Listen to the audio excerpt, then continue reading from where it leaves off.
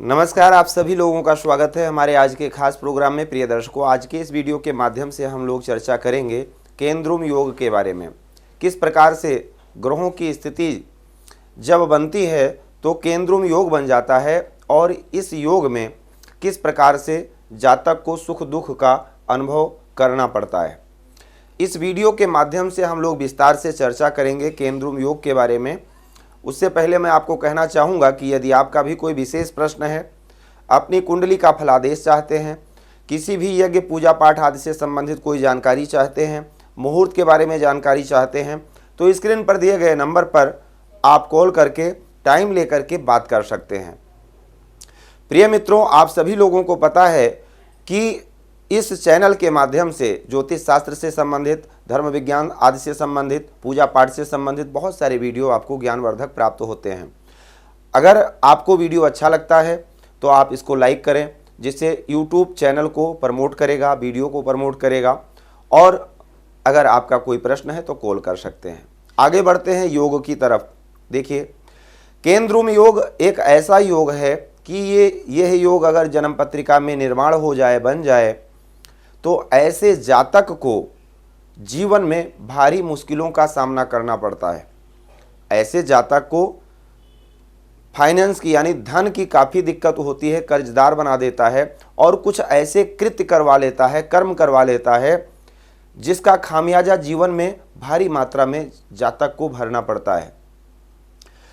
तो क्योंकि चंद्रमा मन के कारक हैं, ज्योतिष शास्त्र में लग्न से जातक के शरीर का विचार किया जाता है। तो लग्न को शरीर माना है और चंद्रमा को प्राण माना है। शरीर के जो भी अंग, जिस प्रकार अगर कोई भी अंग कार्य करता है तो उसको करवाने वाला कौन है? मन है।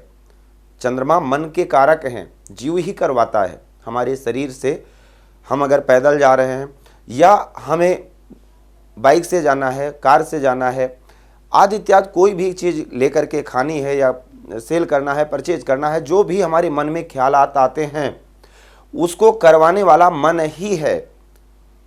विद्वान कहते हैं कि मन रूपी घोड़े को विवेक रूपी यानी ज्ञान रूपी लगाम से साधक लोग साध करके रखते हैं, संत पुरुष साध करके रखते हैं। कैसे काबू में किया जाए?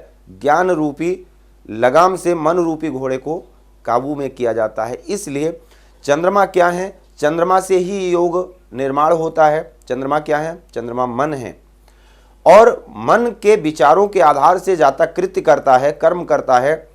वो कर्म अच्छा है या बुरा है, वो चंद्रमा ही निर्धारित करता है। अब चंद्रमा पर पड़ने वाला शुभाशुभ प्रभाव ही बताएगा कि जातक की विचारधारा किस प्रकार की होगी, जातक किस विचारधारा का होगा, ये चंद्रमा ही बताएगा।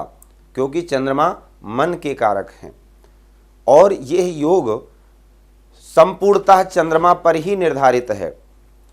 चंद्रमा आपकी जन्म पत्रिका में जहां पर भी, जिस भाव में भी स्थित हैं, मान लीजिए चंद्रमा लग्न में स्थित हैं प्रथम भाव में, और चंद्रमा से दूसरे व 12वें राहु केतु के अतिरिक्त अगर अन्य कोई ग्रह स्थित ना हो तो केंद्रुम योग बन जाता है। और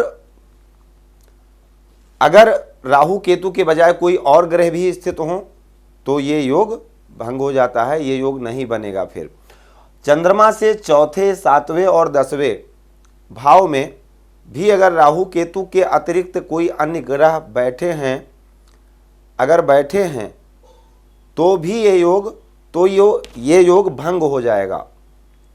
अगर चंद्रमा से चौथे, 7वें और 10वें, चंद्रमा मान लीजिए लगन में बैठे हैं, तो चंद्रमा से चौथे, 7वें और 10वें भाव में अगर कोई ग्रह बैठा है राहु केतु के अतिरिक्त, तो यह योग भंग हो जाएगा, यानी यह योग का दोष जो है वो समाप्त हो जाएगा।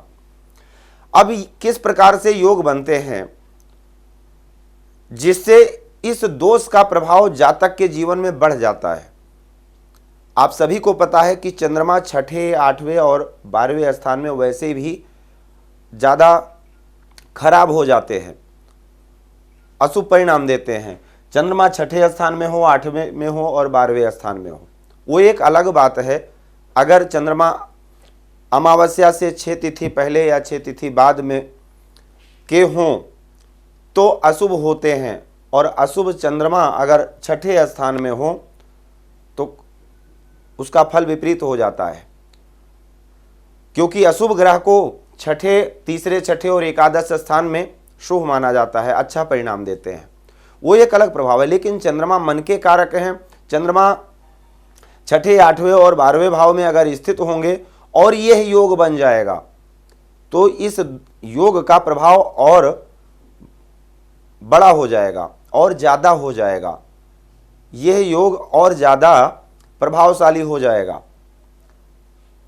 अब चंद्रमा यदि छठे, 8वें व 12वें भाव के स्वामी के नक्षत्र में हों और यह योग बन जाए, चंद्रमा यदि छठे भाव का स्वामी जोग रहा है उसके नक्षत्र के, आप सभी को पता है एक ग्रह 3 नक्षत्र का स्वामी तो प्राप्त है एक ग्रह को, जैसे कि अश्विनी, मघा, मूल, इन 3 नक्षत्रों के स्वामी केतु हैं, भरणी, पूर्वा, फाल्गुनी, पूर्वाषाढ़ा के स्वामी शुक्र हैं।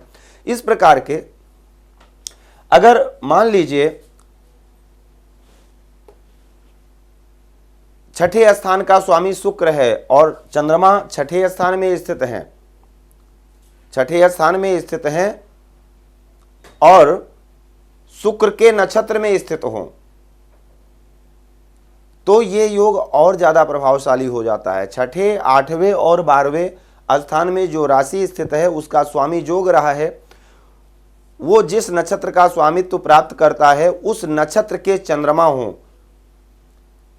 तो यह दोष और भी ज़्यादा प्रभावशाली हो जाता है। फिर ऐसे योग में जन्म लेने वाला जातक जीवन में भारी संघर्ष का सामना करना पड़ता है, उसकी विचारधारा थोड़ा भिन्न होती है, मन मर्जी करने वाला होता है और जो मन में आया वही किया और कुछ ऐसे कृत्य कर डालता है जिसके कारण जीवन में भारी संघर्ष व मुश्किलों का सामना करना पड़ता है, दुखों का सामना करना पड़ता है और गरीबी को देखना पड़ता है, दरिद्रता व्याप्त हो जाती है, आदि इत्यादि बहुत सारी परेशानियां होती हैं। तो क्या यह योग आपकी कुंडली में तो नहीं है? अगर आपकी कुंडली में यह योग है तो एक बार अपनी जन्म पत्रिका का परामर्श लें और इसका उपचार क्या है, किस प्रकार से इसका परिहार कर सकते हैं, उसके बारे में आपको बताऊंगा। तो आज के लिए सिर्फ इतना ही। आप सभी लोगों का बहुत बहुत धन्यवाद। जय सिया राम। भूमि, भवन, वाहन, धन संपत्ति, शादी, व्यापार एवं संतान आदि से संबंधित समस्याओं से हैं परेशान और चाहते हैं उसका संपूर्ण निदान, तो ज्योतिर्विद अमरीश तिवारी जी से तुरंत संपर्क करें। हमारे संपर्क सूत्र हैं 9718504998। हमारे यहाँ वैदिक ब्राह्मणों के द्वारा सभी प्रकार के पूजा पाठ, कर्मकांड, यज्ञ अनुष्ठान, विवाह, गृह कलेश, काल सर्प दोष व नवग्रहों की पूजा आदि कराई जाती है। हमारे यहाँ सभी प्रकार के यंत्र, राशि रत्न, कवच, जन्मपत्री एवं रुद्राक्ष सिद्ध किए जाते हैं।